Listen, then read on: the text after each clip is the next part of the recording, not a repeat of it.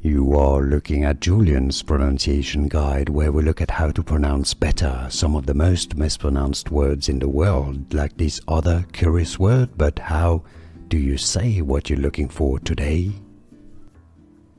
We are looking at how to pronounce this name, as well as how to say more interesting but often confusing biblical names that many mispronounce, so make sure to stay tuned to the channel if you enjoy learning about those. How do you say it? Eliphaz.